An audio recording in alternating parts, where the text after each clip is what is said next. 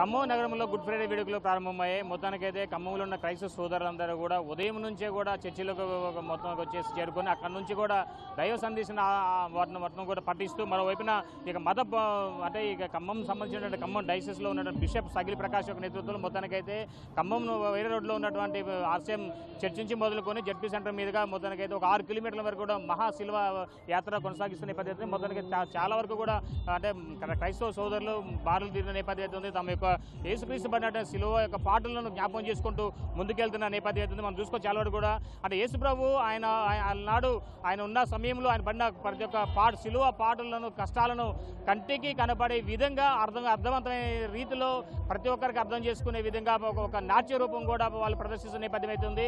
అయితే దీనికి సంబంధించి అసలు ఈ 40 రోజులు ఉపవాసం చేసినటువంటి ఈ యొక్క క్రిస్టియన్స్ యొక్క గొప్పతనం ఏంటి, అదేవిధంగా ఈ గుడ్ ఫ్రైడే యొక్క వేడుకకు ఉన్నటువంటి ప్రాముఖ్యత ఏంటని చెప్పి మన ఖమ్మం బిషప్ సగిలి ప్రకాష్ ఉన్నారు. మనం మాట్లాడుతుందాం. తండ్రి గారు చెప్పండి, జనరల్గా ఈ గుడ్ ఫ్రైడే వేడుకకు ఉన్న ప్రాముఖ్యత ఏంటి? గుడ్ ఫ్రైడేకి ఉన్న ప్రాముఖ్యత.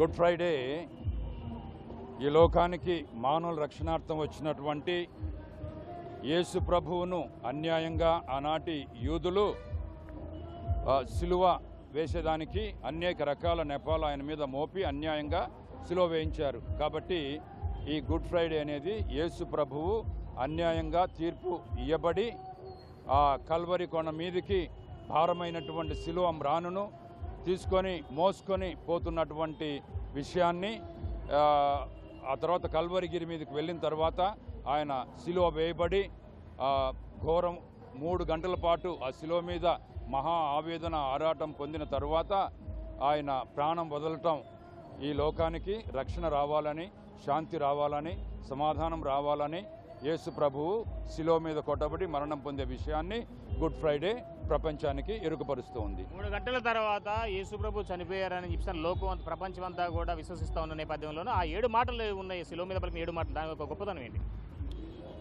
అటువంటి కష్ట సమయంలో ఉన్నప్పటికీ కూడా ఆయన యేసు ప్రభువు ఆ 7 మాటల్ని అంటే ఆకాశానికి భూమికి మధ్యన వేలాడుతున్నటువంటి ఆ శిలువ మీద ఆయన పడుతున్నటువంటి బాధలను కూడా గుర్తు చేసుకోకుండా ఈ లోకానికి సందేశం ఇవ్వాలి అన్నటువంటి విషయంతో ఆ తండ్రి వాళ్ళు ఏం చేస్తున్నారో వాళ్లకు తెలియదు అని అంటారు.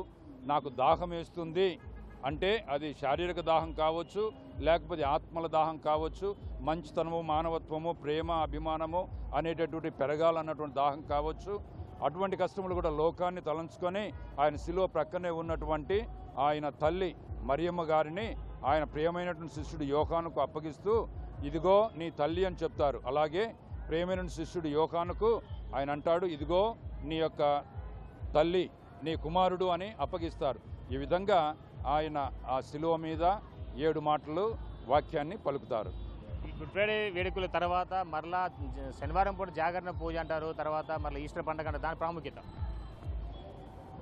మనం అందరం అనుకుంటాము మరణముతోనే అంతము అయిపోయింది అని చెప్పి. కానీ ఈ యొక్క విశ్వములో మరణించిన తర్వాత 3 రోజులకు సజీవుడై అప్పుడు ముందు ఏ శరీరంతో ఉన్నారో ఆ శరీరంతోనే లేచినటువంటి సమాధిని గెలిచినటువంటి మహోన్నతుడు యేసుక్రీస్తు. కాబట్టి మానవాళికి ఈ యొక్క పునరుత్థానము అనేది ఒక గొప్ప సందేశం. మనకు వచ్చినటువంటి కష్టాలు కానీ, బాధలు కానీ, నిరుత్సాహాలు కానీ అవే అంతం కాదు. మనము తిరిగి లేయగలము, జీవించగలము, దృఢంగా బలంగా మనము నడిచి వెళ్ళగలము, మన జీవితాన్ని సాగించగలము అనేటటువంటి విషయాన్ని ప్రపంచానికి చాటి చెప్పేటటువంటి గొప్ప పండుగ యేసు పునరుత్థాన పండుగ లేక ఈస్టర్ పండుగ.